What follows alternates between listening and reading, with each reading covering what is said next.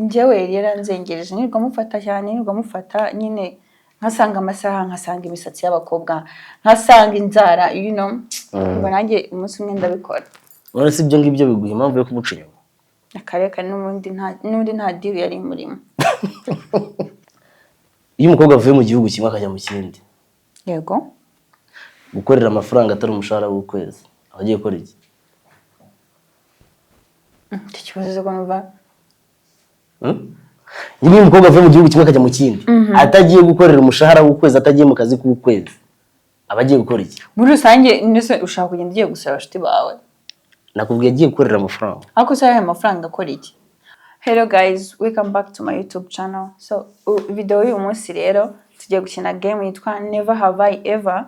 Ni game batubaza ibibazo noneho waba warigeze batubaza ibintu byo mu buzima busanzwe waba warigeze kubikora ugasomaho noneho ugahita uduha tea y'ukuntu byagenze. So ndi kumwe n'umutumirwa umushuti wanjye umukinnyi wa filme, umudirector, akora ibintu byinshi cyane kuri kamera n'inyuma ya kamera, yitwa Titi Tone byose naye. So rero niwe tugiye gukorana iyi game episode ya 2. So watubaza bari inyuma ya kamera. Inyuma ya girlfriend cyangwa boyfriend wawe.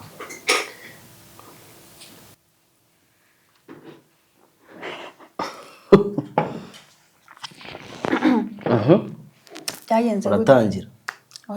Ladies first. Oyabanza. Nageze kumuca inyuma byatewe n'iki buriya. Harashize iminsi dufitanye ibibazo ariko ntabwo byari bya danger. Icyo gihe namuciye inyuma ku mushuti we. Yego mwami se. Ariko byatewe harimo something like harimo agakora. Bifatirana wa mujinya none hari ukuntu buri ufite inshuti yawe y'umukobwa uzi ko ari inshuti yawe ariko atari inshuti yawe. Ni rimwe se? Ikibazo okay, si ikibazo nyine uri kutuvuga. Ubusobanuro bw'ikibazo. Ni rimwe se wigeze ubikora? Mvugisha ukuri ntubeshye. Ni rimwe nabikoze. Kenshi okay. Ako nawe ushobora gusanga ari kenshi abikoraga. Oya njye ni rimwe. Wewe? Nagize. Njyewe yaranzengereje nirwa mufata cyane nirwa mufata nyine nkasanga amasaha nkasanga imisatsi y'abakobwa nkasanga inzara ngo nanjye umunsi umwe ndabikora. None si ibyo ngibyo biguha impamvu yo kumuca inyuma? Akareka n'undi nta deal yari murimo. None se nkubeshye. Oya ariko ubwo nose we nawe mutaniye. Okay, ntago ariko ndi umuntu ngiye ucitinga ariko icyo gihe narabikoze. Nyine nawe mwe mutaniye ubwo ngubwo. Akarundi nari namutaye huza. Tubaza ikindi kibazo. Okay. Hari uwigeze akora trisa urimo? Shawapi nje.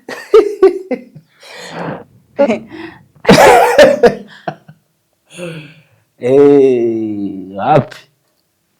Shato narabeshye. Urabeshye. Ntabwo mbeshye ahubwo biransekeje ibyo bintu. Oya ntabwo mbeshye.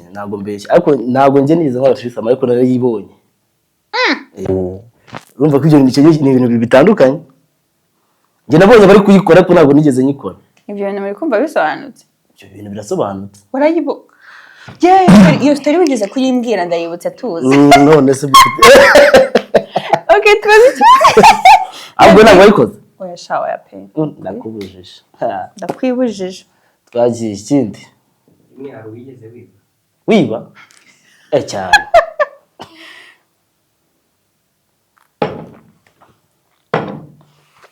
Naribye ibiceri mu rugo pe.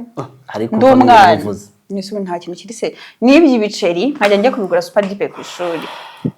No ku ishuri najyaga niba big. Abo nagari kuziba. Barantizaga sinzi basubiza. N'amazi yo yaburaga urumva n'utuntu turi toto two ku ishuri. Ngiye nigeze kwiba. Nigeze kwiba machine. Igishwe kw'Imana. Nigeze kwiba machine. Ariko nago like ntabwo nayibye mu buryo bwo kuvuga ngo ngiye ndabizi ko nyibye. Gute?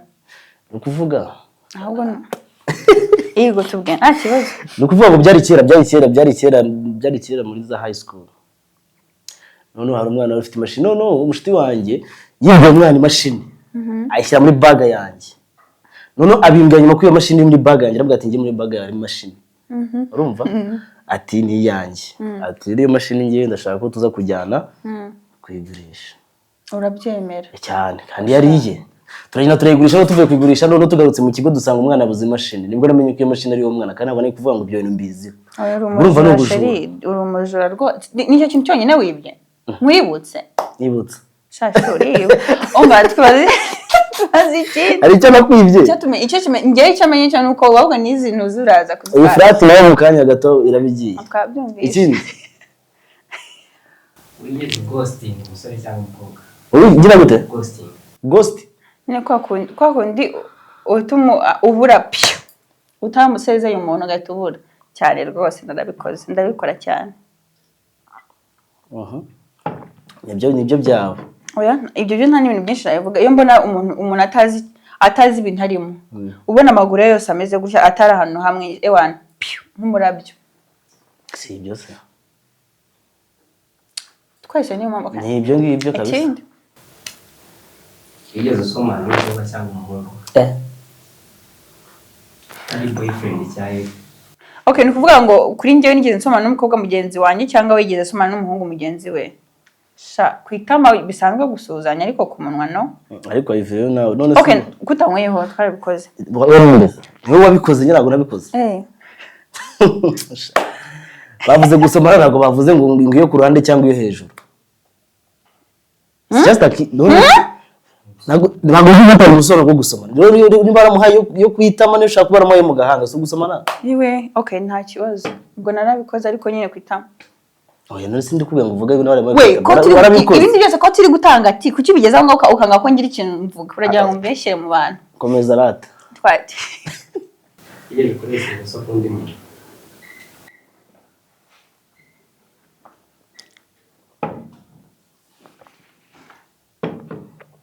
kuntuza ariko hano ahubwo si njye nakoresheje uburoso bwa girlfriend wanjye njye ntabwo nabukoreshejemo hano nabukoresheje kuntuza kuri tono utwose batwita ngo ingoyi bwari ubwicyaro basanzwe bakoresha mu menyo cyangwa bwari ubwaho ngaho niwo bwari ubwakoresha mu menyo yafashe uburoso bwakoresha mu menyo bushyira mu ngoyi mani mbabarire abizi habyo namubwiye ese kuri kunjajinga bite byawe akose ngiye nta kintu uvuze wigeze uteretswa n'umukobwa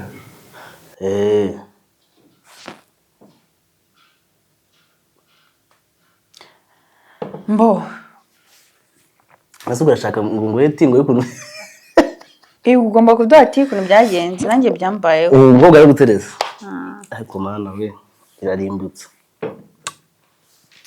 njye byambayeho okay sinzi uburyo ndi bivugemo ko yakwaciyemo igihe kandi nubwo byabaye rimwe like hari ukuntu umukobwa kugira crush okay understand noneho nyine bikagera kuri level bikubwira waramwemereye cyangwa waramwangiye waramwemereye abikubwiye cyangwa waramwangiye iki aramwemereye nambizi ko nta kintu wasubiza inyuma so rero ngiye kumenya aramwemereye ko aciye igihe hari umuntu wari wanga wari watera indobo shatite ntawe di umwe se umwe abana nta muntu wakwanga noneho ngewe nyine umukobwa yarantunguye sicatse kubijyamo cyane ariko urumva twari turi ahantu muri party bisanzwe hashize igihe so rero nuko kwa kundi uba wumva ushonje ndavuga ko ndumva nshonje kwa kundi bisanzwe mana we mani mbabarire ntaze kubibona kuko ndabizi ko ashobora kuzabe abona uri icyuki oya ibyo ntabyo ntuzi ariko umva noneho ahita ambwira ngo urashonje ndavuga ndashonje ahita nkoresheje cyo kurya n'iki n'ibintu byinshi abinjyanira mu cyumba arambwira ngo ninze njye nagiye kumva numva umukobwa n'ikindi kiyanturutse inyuma ego ndavuga ibintu ntabwo byoroshye nahise mbisiga ndagenda nyine bwo muri serious kwa ndi nk'umusore cyangwa umukobwa yagucima akagufata gutya ariko nyine nahise wiyumvisha ute narikanze kuko ni ubwa mbere nari ntekereza najyaga numva babivuga ariko nahise nsohoka mu cyumba ndabireka ndumirwa nareba iki kiganiro ndamusuhuje kuko ndabizi ko azakireba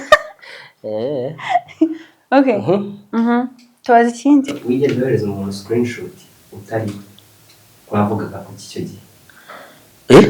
Kohereza umuntu screenshot wibeshye. Mwari muri nko kujajwa. Wavugana n'undi muntu kohereza screenshot ye kuri uwo muntu ukayifundi wibeshye. Bavugaga yayobye, bayita yayobye. Seko n'ibintu byose twabikoze. Okay. Yo shange ngewe umuntu birandenze. Byagenze gute? Ngewe birandenze. Byagenze gute? Ni umugabo mukuru. Nyine nari mbizi ko ari Mariye arambeshya ngo ntago ari Mariye akanyambeshya ko atari Mariye nyine. Noneho nyine sorry. Ambeshya ibintu byinshi yambwira ko nta ari umusore ibintu none mitamfata screenshot kuko hari umushuti bwa tumuziranyeho. Fata screenshot ngiye kohereza umukobwa mitanandikaho. Nandikaho ngo reba ukuntu kino kigabo kiri kumbeshya. Mitanyimwohereza arayibona. Noneho icyo gihe mana we umva babarira. Mitanyimwohereza ahita yibona bro narasebye uri kumva narasebye nyine mitanyisiba kandi yayibonye none mwisanga ikigabo. Narasebye numva napfa. Ariko njye nanjye ntabwo bigiye kure y'ibyo. Ntabwo bigiye kure y'ibyo ariko ahantu bitandukanye. Bo nukuvuga ngo ngiye kuntu byagenze n'umujama turi kuganira. Noneho umujama yarafitanye ikibazo na sheriwe. Urumva? Yego. Yarafitanye ikibazo na sheriwe. None bose ari inshuti zanjye. Urumva umutwe turi kuganira ibi n'undi turi kuganira ibi. Ibona tipe aranganiriza arambwira ati turamukobwa yewe wanambwira ibintu byinshi cyane yewe wanaharira ibi n'ibi mbabarira ushaye kuntu watwunga. Ariko nkaba nanzi ko yanjye uwo mutipe ari umunyamafuti. None uwo mukobwa nawe ari inshuti yanjye byatari kubera ko ninjye wamuhuje no mutipe. So umukobwa ndambwira ati remva kuntu bimeze. Giyewe n'inshuti yawe pe ntabwo man mbabarira uzajya gukomeza wibabaza. Narabikubwiye kuva na mbere. Nakugira inama umukobwa. Ndamubwira ati narabikubwiye kuva na mbere uriya mutipe ntari guhavinga fani bari bamugiriye kuraje ariko bitari byo kuva mu mwakundanye. Kwintu byo gukundana zakubaza ahubwo umutima uzameneka. Nubwo umukobwa tumaze gukora niyo conversation hari ukuntu phone yikoresha. Urabona ikatayifata nka screenshot. Phone yifashe screenshot. Sha urabeye. Izina ry'Imana. Irarimo imenye uburyo yohereza. Phone yifashe screenshot. None ngiye kohereza amafoto. Urumva?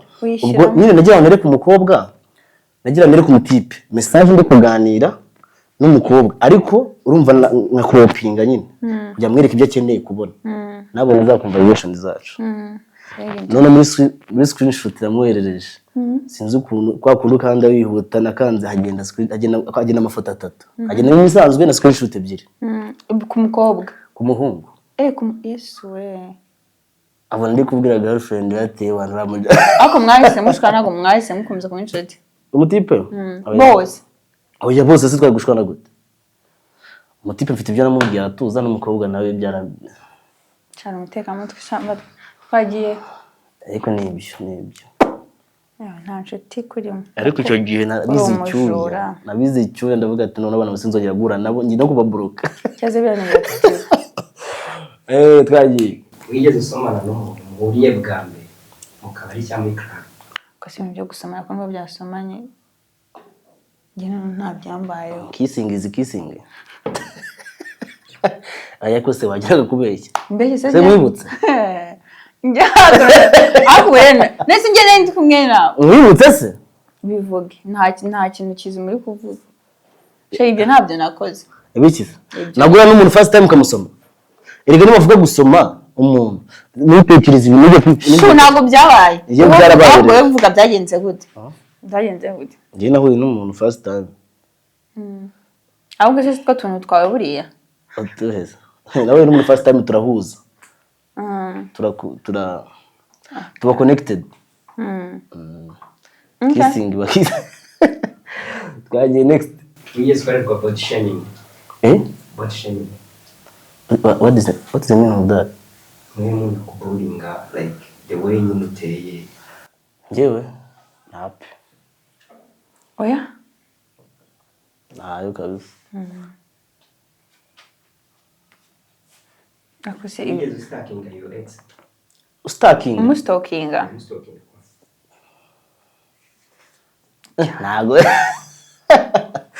Ntabwo byaba bitarakubaho. Tubwire. Nta mustokinga nyine. Ushigamije iki se ubu? Okay, hari ukunshaka nko kujya kuri Instagram ukibuka umuntu ugasura umuntu aracyaba ukaba wamwandika mukamurese ibyo ni ibintu birenze. Kandi njye nabastokingisha account yanjye. Ex nyine. Urumva ko ubuki mufitiye. Ibaze umustokinze ukibeshya ugakanda like kajya.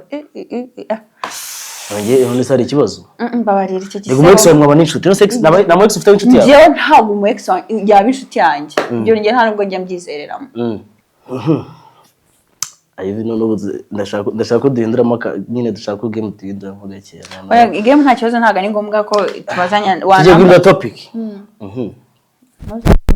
Ibijyanye n'intoza. N'intuzi nye. Mbaza. Tugiye kuganira kuri lifestyle. Ariko noneho especially y'abakobwa. Ni kuvuga ngo ari ikintu ngiye nshaka kunsobanurira nk'umukobwa ariko cyarakubayeho urabwira. Iyo umukobwa avuye mu gihugu kimwe akajya mu kindi. Yego. Gukorera amafaranga atari umushahara w'ukwezi. Abagiye gukora iki?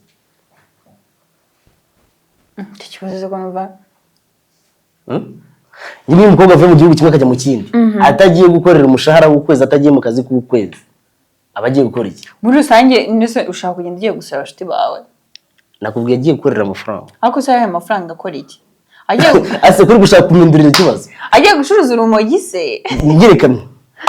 No sinajye kumbaza. Ngiye nakubajije ngo iyo umukobwa avuye mu gihugu kimwe akajya mu kindi. Ahubwo hari gushaka kumbaza uri guca ku ruhande. Nyine nakubwiye iyo umukobwa avuye mu gihugu kimwe akajya mu kindi. Atagiye mu kazi k'ukwezi. Atagiye wenda n'urugero gusura inshuti. Agiye mu bintu biri gutuma agarura amafaranga. Uwo muntu bagiye gukora iki? Mbonye uko mbitekereza. Bitari byandi nabonye ngo babahimbwa ngo nibiki birabyo simbize rego ashaka ko afite yo sheri cyangwa afite abashuta agiye kureba. Kandi umusheri wawe ugiye kumureba guha amafaranga ashaka kuguha amafaranga. Nizo umusheri wajya gusura umusheri ukaza ataguha amafaranga. Nazo ujye gusura sheri wawe uzi ko ugiye muri beka cyangwa ugiye muri boneri. Wenda ubwo bamenyereje. Wenda ubwo ashaka bamenyereje nabi ariko. Okay, uzo umusheri wawe uri kumusego amafaranga. Ubu ntawe ariko nyine ex wawe uri ko musuraga yagwaga amafaranga. Chargos. Ubwo ngubwe yavuze iyo yaburaga byagendaga gute? Ntabwo yayabuze. Ntabwo amusuraga. Ako se ntabwo yayabuze. Nose ubyigize biko bakava mu gihugu kimwe kajya mu kindi ugiye gusura sheri wawe. Yego. Mu cye gihugu. Iby'igihugu byo ntabwo nabivuga. Oya none se ibyo gihugu kuvuga nose kuvuga icyo gihugu kirasebetse se? Oya ntabwo ndi bubivuga ibyo. Gusa yego byabayeho. Rimwe se? Ibyo ntabwo bikureba. Nabyumvise tangiye gucina ku ruhande. Oya ahubwo natangiye gucina ku ruhande. Mwe mubyumva. Ni kuvuga ngo tumateka ibindi. Wewe straight. Katinga. Wewe straight tubwira ati ngira nagiye muri kino gihugu namuntu kubwiye ngo ubundi atubwiye ko ari gusura sheri. Asubwo urumva navuga ngo nagiye nshaka ko isi yose sigira gute. Nose icyo gihugu cyagenze ku murayi gusa. Ni wari ukivumbuye. Tubwira ati ngira nagiye muri kino gihugu. Nise kamubaza. Tubwira ati nagiye muri kino gihugu dukomeze. Nkubwiye muri Cote d'Ivoire. Okay, it's fine. Hanyuma like lifestyle ya Slay Queens urayibona. Slay Queen zo mundi ni iki? Slay Queen ni iki? Slay Queen? Uko byo numva abantu benshi babyumva bitandukanye. Slay Queen ni iki? Slay Queen. A slay a queen. Ntabwo byumva.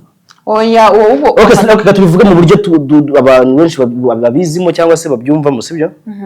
Slay Queen twumva ko ari umuntu ucuruza sibyo? Acuruza physical appearance mu buryo bw'amafaranga. Ntabwo ibyo. Cyangwa se tubyumva bitandukanye aho rwose sinjya nshaka.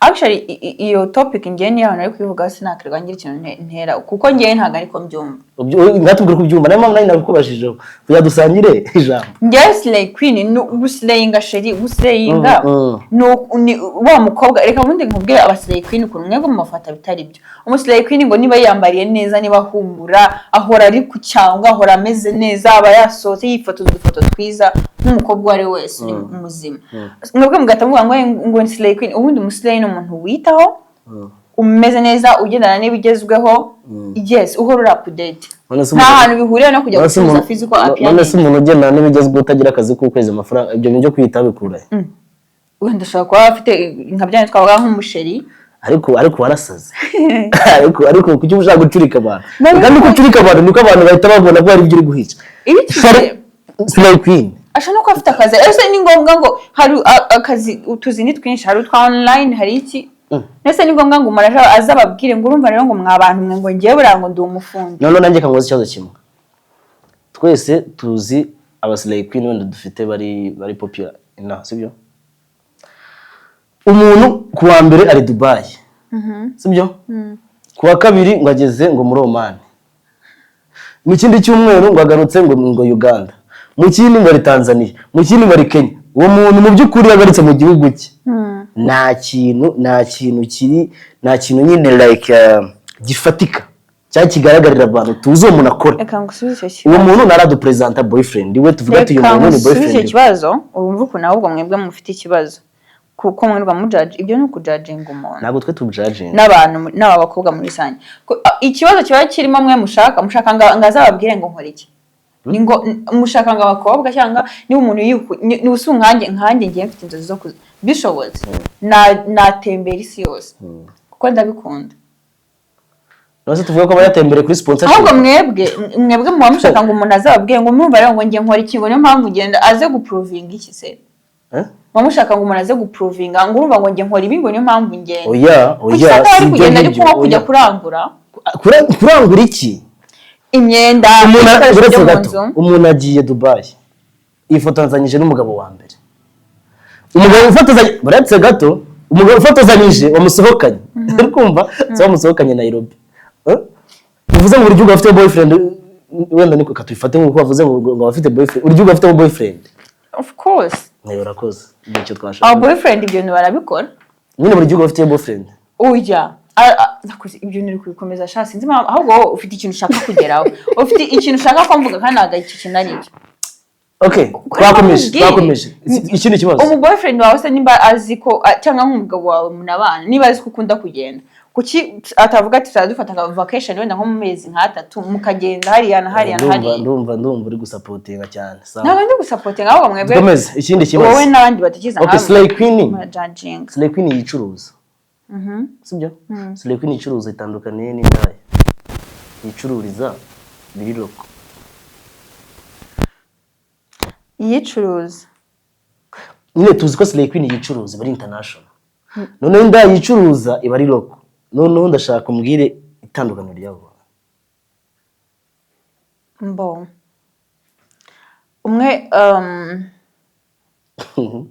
umwe abakorera niko ngiye numva ariko se biva muri kujya ubyumva ese dutani twabikuye vuga ngo niko bwiza umwe abakorera ubwo online undi akorera nyine batandukanye ajya yigerera kuri tele none se umuntu wigerera kuri tele nukorera online njye mba numva umuntu ageze kuri tele gukorera menshi abo ndashaka mwandukanyirize ibyo by'amafaranga byo nese abimbaza nyene nanayokoreye koko none nawe ugiye kumbaza nero bitande nawe kira muri logique nose ngo bakubwiye ngo kira niki wavuga ngo kira niki kombe kandi ubona ari mikoro utushyira muri logique nawe shyira muri logique nyine utubwira wo kubyumva je nta muntu wari waza ari ndayikorera kuri tele ni ndayikorera online bo wumva we ari yinjiza menshi nta muntu uraza ambwira ngo ndi ndango ngiye kuri tele cyangwa ngo ngiye ngo online nago ni izina ry'Imana mu ijuru nta cyo urabona ndaziteze nigize inyamirambo buzina bwazo ziriya rero ari ziriya rero so Imana imbabari reka ngo tukuntu byagiye ngewe nini abantu bagiye bavuga ngo abantu baratega n'iki pe ni ibintu bitari byiza kwanza ni ibintu bitari byiza nge bivuga ngo bitari byiza nge numva bari abana b'abakobwa bakwiye nko kuganirizwa bagashyirwa mu mashuri y'imyuga bakumva yuko umubiri nta wapi barakubwo ubona barusha rero umva ubona barusha ubwenge oya mama si ibyo mvuze buri wese agira style ye yinjiza amafaranga ye njye nagize amatsiko nyine twari turi kumwe n'abantu bari kuvuga ibintu byinshi ngo n'abanizo ngo dore ngo n'utu twana nyine ndavuga ni muri shuwa ntiwabona nyamara atari byo so barangije baramuhamagara umwe yarababwiye baramubwiye ngo bitese ni sawa ngo dutahane se ijoro ryose ariko nyine bari abantu bari nko kuderanja ibintu bitari na byiza no arangije aravuga ngo nta kibazo ngo twagenda ngo angahese mwumva ngo ubu ngo ni 20 antise ko mwahe ngo ko musigaye muhenda ngo ibintu byarabuze ku mupaka Sherina narase taranuka iki byabuze ku mupaka nyine rero nanjye nahise nseka narase mazutu nagiki Imana nahise nseka arangije ahita ntuka igitutsi ntasubiramo nahise ni nyine yasa we nawe nyine yahise adutuka yahise anuka kwanza duta tugenda kuko navuze se ku mupaka byarahenze yaranguraga nyine biranumva ariko urumva wari ugiye kwinjirira umuntu mu kazi ke we mama none se nyine nta n'ubwo nta kibazo so none bitewe n'uko experience wabonye nabo ngabo veni niki gusa bakiri n'abana disi abakiri n'abana none se wowe niki nyine ndashaka nsubiza ikibazo cyanjye ubona ari ndukorera menshi ibyo nsanzwe ko ntabyo nzi koko none se ko wahuye n'indayo ku muhanda igaca veni ntabwo urabona n'ukorera online ntabwo urabimbwira ngacaye n'ubwo nuko nari mbyumvishije kandi nabwo sinzi ukuntu mbyibutse nabwo wabyumvishe utabibajije n'abantu baderanje ariko hashizemo imyaka nk'ingahe okay aho ni sawa so ubwo ibyo byose nta kijyanye byari ibyo nashaka kukubaza cyane ndashaka kubaza ikibazo kimwe tugahita dusoza kimwe cyonyine kitagira icya kabiri tangira ngende tayari kimeze gute ikibazo kimeze uri umukinnyi wa filime okay ngiye kukubwira abantu babiri umbwire seti wahitamo kujya gushutingiraho ubuzima bwawe bwose nyine mugakorana ukajya muri filime ze ubuzima bwawe bwose hagati ya Kiramani na Bamenya bavuga ngo hitamo seti imwe uzakorera ubuzima bwawe bwose uzajya nyine ujya gushuti urahitamo mwahitamo undi wahitamo undi urahitamo okay ntago nahitamo kubera ko abantu izo seti z'abo bantu njye ntabwo ndazikoreraho so ntabwo navuga ngo iyi ngiyi irenze iyi kubera ko urumva kugira umenye ko seti wahitamo kuyikoreraho hari ukuntu ujya kuri seti kakuryohera sibyo okay abo bantu uretse kuba uziranye n'abantu bisanzwe muvugana bisanzwe ariko ntabwo ndakorana nabo muri projet zabo ndabizi ko mutarakorana nanjye ibyo nta n'ikintu bitewe n'ukuntu mbazi hitamo umwe ushashe ari wica nakorera kwa Bamenya mvuga ngo uhisemo Bamenya nase kutangiye kubyibaza Kiramani umutaye yahuze oya cyo kibazo rero cy'ibyo bibazo ni ukuvuga ngo mwe mushaka kugira ngo abantu mbagonganyije ni ukuvuga ngo mva impamvu jewe like bitewe n'ukuntu nyine mba niyumva n'ukuntu niyizi nk'imbere nakorera kwa Bamenya ariko bitavuze ko Kiramani sese yarangiye ibintu byinshi ko wahisemo Bamenya ariko se ubundi wamugana ndi kwigura wahisemo Bamenya Kiramani ntumuhisemo ariko se kuri kubishimangira umva mbabwire koreka masezere guys mwakoze kureba iyi episode yose ikarangira none muri comment mumbwire umuntu nazakorana nawe munambwire ukuntu mwabibonye bye